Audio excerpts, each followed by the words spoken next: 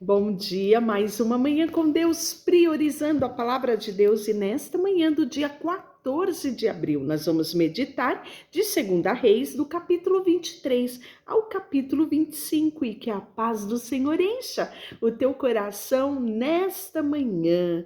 Vamos dar continuidade hoje àquilo que nós iniciamos ontem, falando sobre o reinado de Josias, que iniciou o seu reinado aos 8 anos. Mas sabe o que é mais importante? Ele fez o que era reto aos olhos do Senhor. Isso mesmo, mandou restabelecer o templo, sabe? E foi uma verdadeira revolução espiritual em Judá. E quando eles estavam reconstruindo o templo, que estava abandonado, em ruínas, eles encontraram o livro da lei. E aí nós vamos ver que ele pede para Ilquias, que era o sumo sacerdote na época, pegar o livro da lei e consultar ao Senhor por ele, né? E aí, acerca das palavras, de tudo aquilo que tinha sido encontrado nas palavras, porque aquilo que ele leu deixou ele muito preocupado. E aí nós vamos ver que o sacerdote vai à procura de uma mulher, profetisa Hulda, e ela faz saber tudo o que dizia o livro da lei, né? Todo o significado.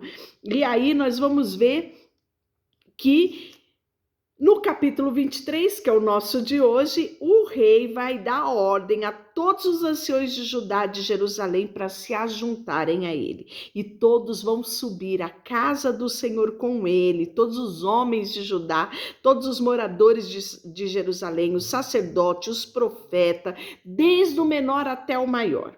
E aí nós vamos ver que diante deles vai ser lido o livro da lei, o livro da aliança que for encontrado lá na casa do Senhor. E o rei põe-se de pé junto à coluna, era costume do rei, né, quando ia fazer pronunciamento. E aí ele faz uma aliança diante de Deus para seguirem, guardarem os mandamentos, os estatutos, os seus testemunhos, de todo o coração, de toda a sua alma, cumprindo as palavras da aliança.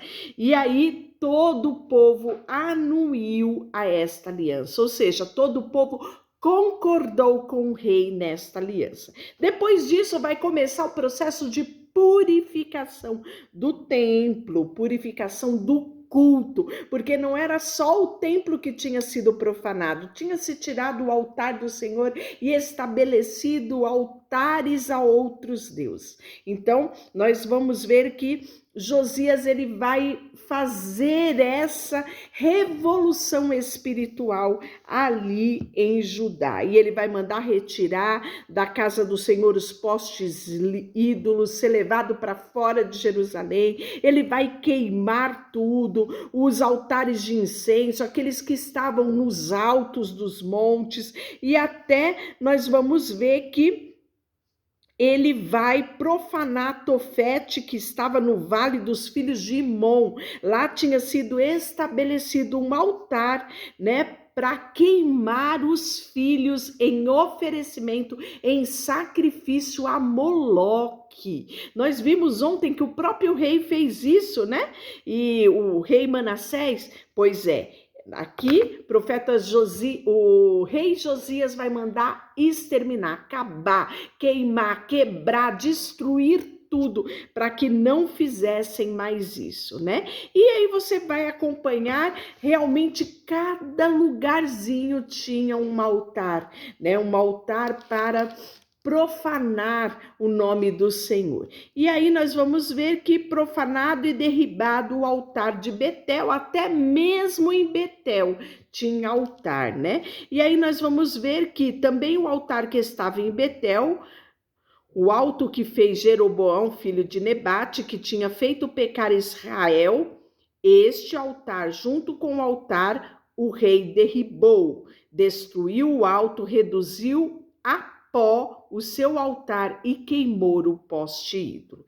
E aí, olhando Josias ao redor, viu sepulturas que estava ali no monte. Mandou tirar dela os ossos e os queimou sobre o altar. assim o profanou, segundo a palavra do Senhor, que apregoou o homem de Deus que havia anunciado essas coisas. E olha que interessante, e esse profeta, esse homem de Deus, que nós não sabemos quem é, lá fala apenas o homem de Deus, profeta de Deus, está relatado em 1 Reis 13. E Josias vai encontrar um monumento, e aí ele pergunta: que monumento é esse? E aí falam para ele: esta é a sepultura do homem de Deus que foi enviado a Judá e apregoou todas estas coisas em Judá, que está lá descrito em 1 Reis, capítulo 13. E olha que interessante, 1 Reis, capítulo 13, clamou o profeta, homem de Deus, contra o altar, por ordem do Senhor, e disse: altar, altar, assim diz o Senhor, eis que um filho nascerá à casa de Davi, cujo nome será Josias, o qual sacrificará sobre ti os sacerdotes dos altos que queimam sobre ti incenso, e os ossos humanos se queimarão sobre ti. Olha só, não é? Isso foi profetizado por este profeta, né? Na época de tamanha idolatria que havia, Jeroboão fez altar próprio para ele. E aí nós vamos ver que essa profecia, né, que se levantaria da casa de Davi, um homem chamado Josias, essa profecia se cumpre aqui, né? E aí Josias vai falar no versículo 18 do capítulo 23, dizendo: deixe estar, ninguém mexa nos seus ossos. Assim deixaram estar os seus ossos com os ossos dos profetas que vieram a Samaria, né? E aí nós vamos ver que Josias vai mandar matar todos os sacerdotes dos altos que havia ali, sobre os altares, queimou os ossos deles, depois voltou para Jerusalém. Então, realmente foi uma revolução, né, que foi feita naquela época. E aí, depois dessa limpeza geral, deu ordem ao rei, a todo o povo, dizendo: celebrai a Páscoa ao Senhor vosso Deus, como está escrito no livro da aliança. Olha só, uma festa tão suprema, uma festa tão espetacular que era a festa da Páscoa, com tanto significado para o povo de Israel. Até mesmo isso eles tinham deixado de lado. E após toda essa limpeza, né, toda essa reorganização, toda essa renovação de aliança feita por Josias, eles voltam a celebrar a Páscoa, né?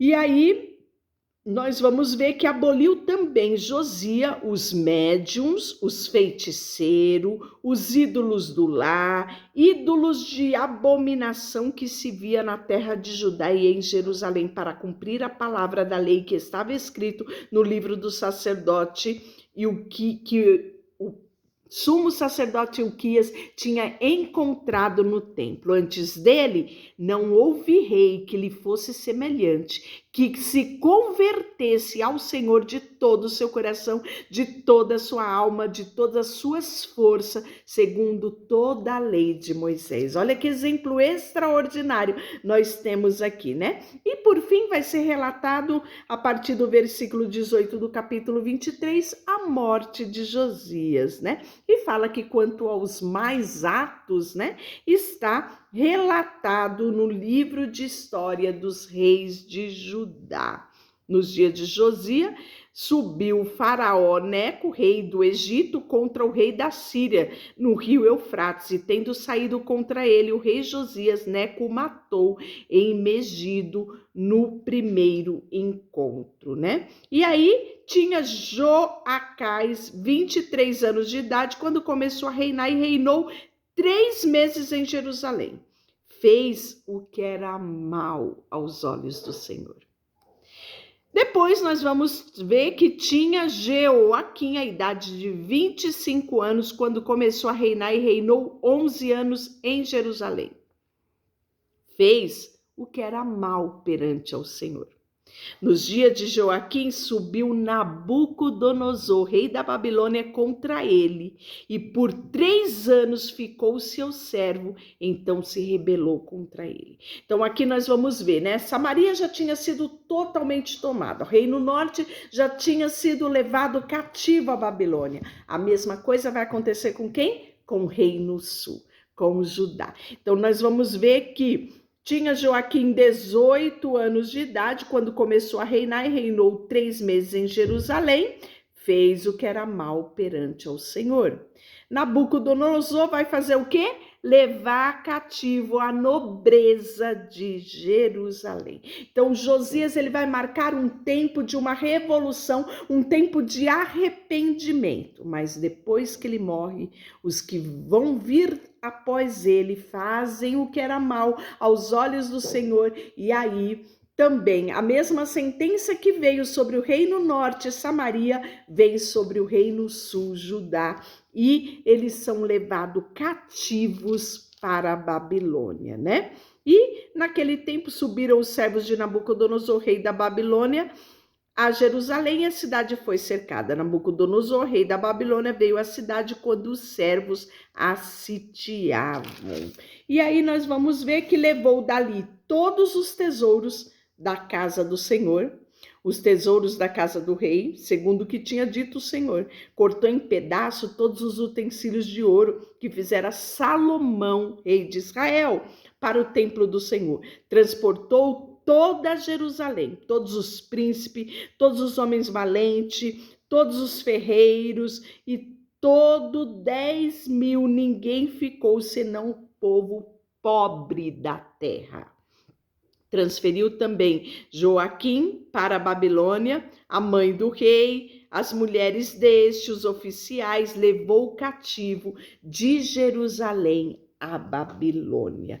E aí nós vamos ver a queda de Jerusalém, ela está relatada no capítulo 25, né? Nós vamos ver que no cativeiro de Judá foi queimado a casa do Senhor, a casa do rei, como todas as casas de Jerusalém.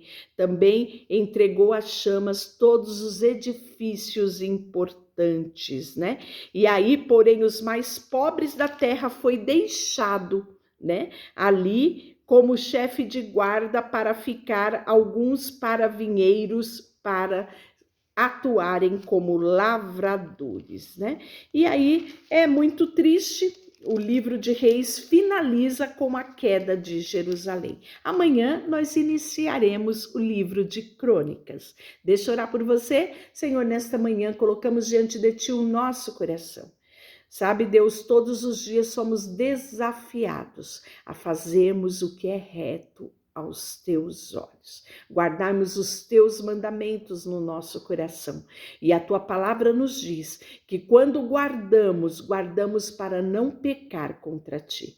Colocamos diante de Ti a nossa vida, tudo que temos e tudo que somos, em nome de Jesus. Amém. Deus te abençoe.